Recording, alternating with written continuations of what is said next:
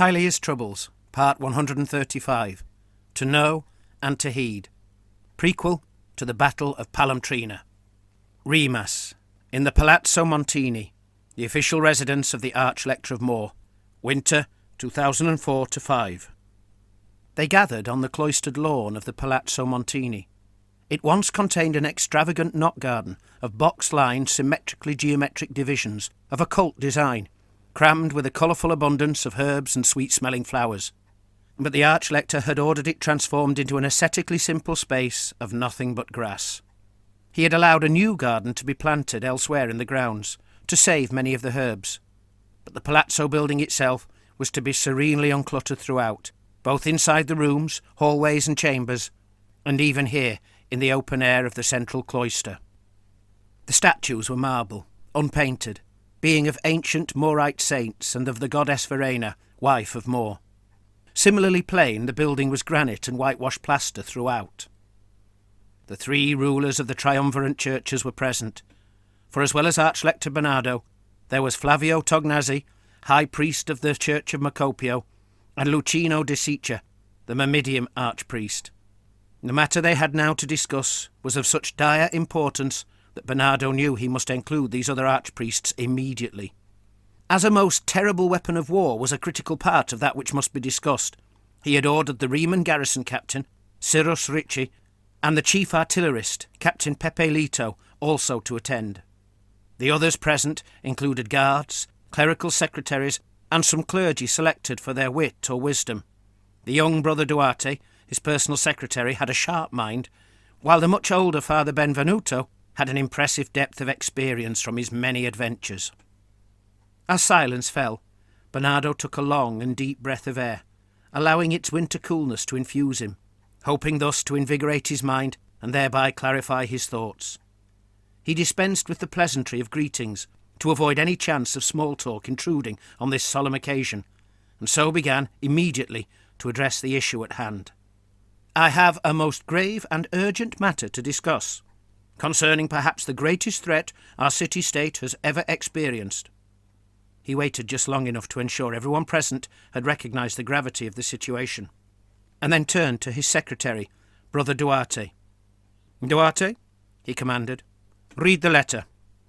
Duarte opened what had previously appeared to be a book, but turned out to be a folder of worked leather containing several papers, and by some trick immediately perused the particular missive he was to read. Parchment, with a dark red ink in a somewhat stark hand. He too paused, clearly nervous, before he could speak. Coughing to clear his throat, he began. "This to the Archlector of Remans, Bernardo Ugolini. Know and heed this missive, and the words it show contains, for thine own future, and that of all and every one thou knows and loves, and that of every living creature in thy city realm, depends on it.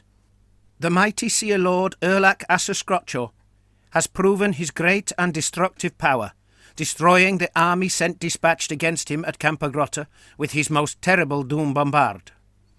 The realm land for many a league around was poison-killed, and even now the river that flow runs through the tainted ground bears not one living fish, nor even one green-hued weed.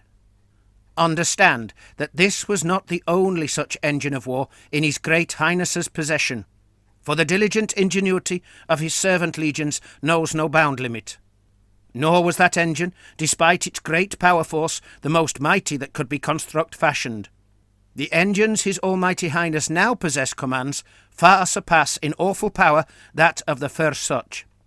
For they can now throw several great grenadoes, each one containing a still more massive curse, so that cities and towns, armies and allies, indeed entire realms, might perish in little more than an instant moment. And so, hoard thy gold and silver, prepare thy labourers for a new service, stockpile thy grain, timber, flesh meat, and all tradable commodities, for such may be necessarily required in great and bountiful quantities should his highest highness approach thy realm. Otherwise, and also, be prepared to quit any place, assemble thy servant people wheresoever thou art commanded to go, or surrender whatsoever is demanded of thee. Only one warning shall be delivered, no more. If that is not obeyed, and the demands made therein not swift summarily satisfied, then a final and terrible doom will befall thy home realm. Every living creature will perish die, and the corruption so sown will hold that place in its deathly grip for many decades. If thou foolishly think to send march an army against us, know that, howsoever mighty, it will perish die in little more than an instant, when the bombard's doom is quick and easily brought to bear upon it. And if thou think to send spies, saboteurs, or assassins against us, know and understand there is no possibility of penetrating the legion of steel-armed, sharp-eyed, acute-eared warriors who always and ever guard both the Doom Bombard and His Highness. The sole action that will save thee and thine will be immediately to obey grant His Highness's wish demands. Yield unto him all and everything he asks, and not one jot or tittle less, for then, and only then, will thou not suffer the cruelest and direst of consequences. Furthermore, his great mightiness demands of thee right now, this very moment, that thou bring the Maestro Angelo d'Alione to Trantio, and yield him unto our custody. Satisfy this, our immediate and first demand, and we shall not today approach the city realm, but instead choose find another victim for our inevitable and unavoidable infliction of doom. There is no time to delay or dawdle. Act now, work quick, obey promptly, and when any and all of our demands are made, make haste, or bear the blame for a great annihilation. The shock throughout the gathered company was palpable. Bernardo gave them a few more moments to allow the situation to sink in. "We know they are capable of such destruction," he said quietly, for the cloister was so silent there was no need to raise his voice any louder. Turning to the old priest, he said, "Father Benvenuto?" "Indeed, Your Holiness," answered the priest. "It has been confirmed that although they failed to lob their grenado into the city of Campagrotta itself, its explosion was sufficiently large and forceful to kill, almost to a man, all those within 2,000 braccia, including several entire regiments of men and dwarfs, then tainted the land thoroughly for a mile further out, so that nothing could grow there, nor could anyone even step upon the ground for more than an hour without suffering sickness, and in some cases death. Now this letter claims they have more such bombards," said the Archlector, somewhat needlessly, "and they will use them against us if we do not bow to their demands." Still no one spoke. The Archlector looked at each of them in turn. "Well," he asked, "what say you? What is our best course of action?" The Macopian High Priest, Flavio Tognazzi, took a sudden gulp of breath, then spoke. "They clearly demand goods and commodities. Perhaps we could make a stockpile of such things, sufficiently large enough to satisfy their expectations, even if only to delay them, thus buying time for relief to come from allies. The realm's merchants could be asked for a voluntary donation of old stock and surplus commodities, sprinkled with a smattering of goods of fine quality. Such would go against our Macopian strictures for fair dealing, but it is entirely permissible when paying a ransom to those who would do us so great a harm. Perhaps this way we might fool them. I mean to say, do such vile creatures even know the true worth of things?" It was the Mimidian archpriest Lucino de Siccia who answered. "Not only will they surely know gold when they see it, but they are ingeniously cunning engineers, and will likely have a full understanding of worth, weight, and measure. Such tricks might fool goblin kind, but not rat men. Besides, even if they were like goblins, their bellies would tell them soon enough if we failed to feed them as they demanded."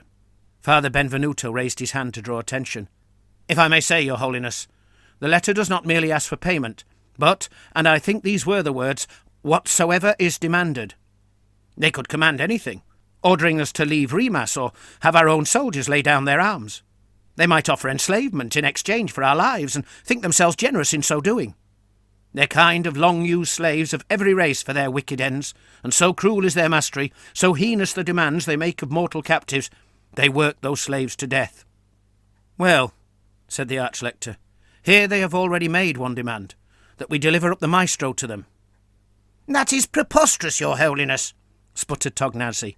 "They demand one man, and in return will spare our city. What could they possibly gain from one man?" "We cannot know," said Bernardo. "Perhaps the Maestro possesses some secret they wish to learn, or is master of some arcane art they wish their own engineers to acquire. He most recently fashioned the steam engine and lightning cannon, both of which we know they also employ in their armies. They might wish to improve their own designs. They may simply intend to squeeze every drop of ingenuity from him, said Father Benvenuto. If I may speak, Your Holiness, said Brother Duarte, as he ran his finger down the parchment to a certain spot. They do not offer to spare the city, as His Grace Father Flavio suggested, only that if we deliver the maestro, that they shall not today approach. Well said, brother, said Father Benvenuto. There is nothing to suggest they will not return later with further demands. Why would they stipulate all the particulars of our future submission if they did not intend to take more? If the maestro was all they wanted, then they would make that demand alone. It matters not what they demand in particular, nor when nor upon what exact terms, said the Myrmidian Deceacher. Whatever we yield, by doing so, we reveal their power over us. They will then, by their nature, want more. Their ambition knows no bounds. They would steal everything in the world if they could, and they despise all other creatures. Any deal they make, any agreement they propose, is simply a step to some greater goal, some further theft, some future cruel contest. In the end, all who deal with them come to ruin. He was careful not to look at the Archlector Bernardo as he made this point, for all present, and indeed all in Tilea, knew of the generally supposed treachery of his antecedent Federigo Ordini, who, although never formally tried and proven to be guilty, only later declared so, was believed to have agreed an alliance with the Uomini-Ratto faction that led to the annihilation of an entire Reman army in the swamps east of Miragliano. I cannot argue, Your Grace, said Bernardo. What you say is most likely. Yet, if we do not respond in some way, whether by yielding to them, or defeating them in battle, or merely luring them elsewhere, we risk our people suffering the same fate as the army at Campagrotta. It is said that only 3 men came away alive from that field of battle, and many more suffered and died from merely being in its vicinity. The rats' capabilities are proven fact, despite any or all of their words likely being lies. And history proves that when they go to war, they can field hordes of vermin warriors. Now, they have terror engines too. He turned to the 2 captains present. This is why I've asked you here, Captain Ritchie, Captain Leto. I would hear what you suggest regarding the military responses open to us. Captain Ritchie had yet to be elevated officially to generalship since the death of Captain General Scaringella on the Via Diacletta. It had been widely presumed that the promotion would go to Captain Soldatovri instead, when he returned from the war against the vampires, but he never did. Ritchie was, nevertheless, despite his lesser rank, now the military commander of the army of Remas. Your Holiness, began the captain, much depends on what course you wish me to pursue. If we yield to their first demand, then it might buy us time to prepare for a defence. Captain, interrupted Tognazzi, we cannot in good conscience hand over one of our greatest and most able citizens, innocent of any crime or treachery, and one who might well be the best instrument we have to employ against this threat. If anyone could devise a means to thwart this terrible engine by anything other than brute force, without the death of hundreds of soldiers, it would be him. Your Grace, answered the captain, it is not for me to decide the maestro's fate, but even if we choose not to give the maestro to them, we could still buy time by simply promising to do so. Either way, there seem to me several possible strategies open to us, each of debatable efficacy. We might ask for relief from another state to join us on the field of battle, so that the force dispatched against the foe is sufficient to the task. But who can we ask? Will they oblige us? And will they send sufficient strength? How quickly can their army reach us? And how might they avoid interception by the foe upon their march?